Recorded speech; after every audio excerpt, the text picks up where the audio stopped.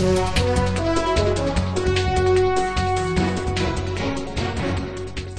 this is Michael Rickards again, coming back with the Hall Institute of Public Policy's Forum.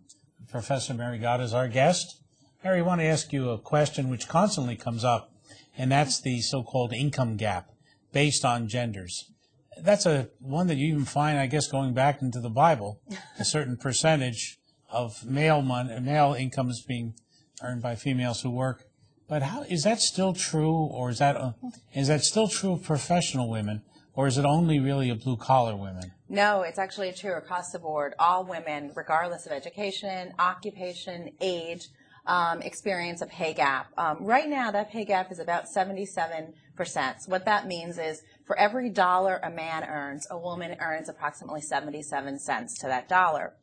And it has really drastic effects. I mean, over a lifetime, a woman can lose anywhere between $700,000 and $1.2 million just because of the pay gap. So it's a very serious issue. And New Jersey's pay gap is pretty comparable to the nation's. We rank 25th in terms of the pay gap. And I just read something awfully interesting, is that if we don't do anything about the pay gap and addressing it, it won't be until 2050 where it could inch up to where men and women are earning comparable wages. Is that due to the fact that women stop, go on the mommy track, then come back, and they lose? A portion is women sometimes leave the labor force and then return to it. But a larger portion is due to sex segregation in the labor market, overt discrimination. We don't always teach young women how to negotiate for their salaries, which is really important and what that means. So there are a lot of factors that come into play into causing the wage gap. You know, people don't always value women as an employee the same way. And that becomes really important in understanding how we can make sure pay is equitable. In addition to those things that you mentioned, like what are some of the steps that we can take to narrow that gap so that we're not waiting until 2050 for it to even out? Well, there are a couple of ways. I mean, one is we need to talk about within occupations how we can help women get into those occupations that are going to pay them better. So we need to address the sex segregation within our labor market. So that's part of what we need to do. We need to hold employers accountable to make sure that they are paying comparable men and women the same. So that becomes a very important enforcement issue. We also, I think, need to arm all women, not just young women, with the tools of understanding what they're worth in the labor market and how they can negotiate for pay. So it's really a mix of strategies to help address issues of the pay gap.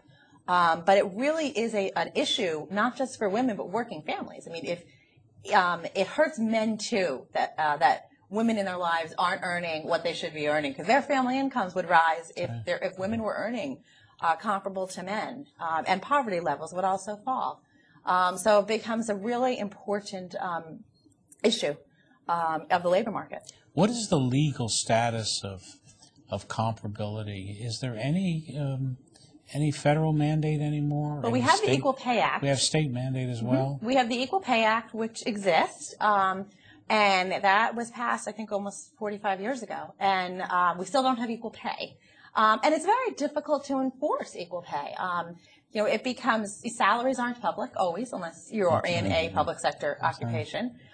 So being able to know what your colleagues are earning is very difficult. And in fact, just last May, the U.S. Supreme Court made it a little bit harder to enforce that with the ruling where a woman needs to report a pay inequity within, I think it was 160 or 180 days of the discrimination happening. And Judge Ginsburg came out with a strong dissent against that it's setting us back. So it becomes really difficult to enforce, but it doesn't mean it's not impossible. And we have seen improvements over the years in the pay gap. And especially at the entry level, we see men and women earning more, but we haven't seen that translate throughout their careers. Is there a gap in public employment, though?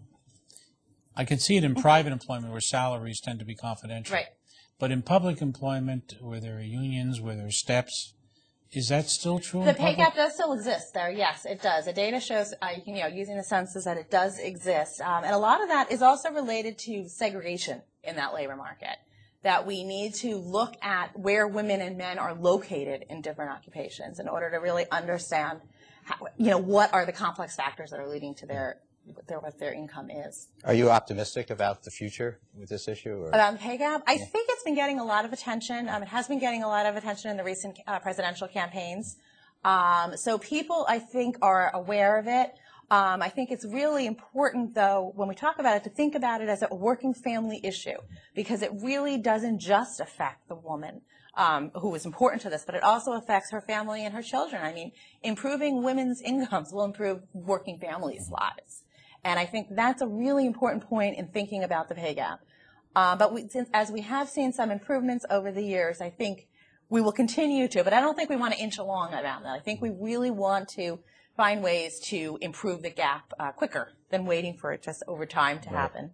Tell us a little bit about your book, the one on flexible workforce opportunities for training. Well, that book, Not Just Getting By, is the title. And what that book focuses on is, in particular, single mothers, and how we can find ways, in essence, to develop training and educational programs that work with their lives.